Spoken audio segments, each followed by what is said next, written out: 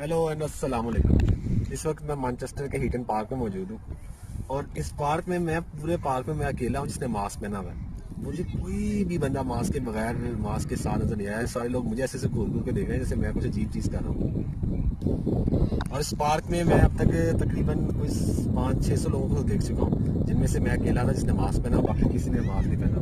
और मुझे समझ नहीं आ रही कि गवर्नमेंट जो कह रही थी कि घर पे रहें, बरतानिया में लोग घर पे रहें, लेकिन सारी दुनिया बाहर रही। वो एक लाइन थी कि स्टे एट होम, क्यों लोगों को समझ नहीं आ रही। सारी दुनिया ऐसे बाहर निकली हुई है। गाड़ियों में पार्किंग इतनी ज़्यादा थी कि पार्किंग में गाड़ी खड़ी करने की जगह नहीं मिली।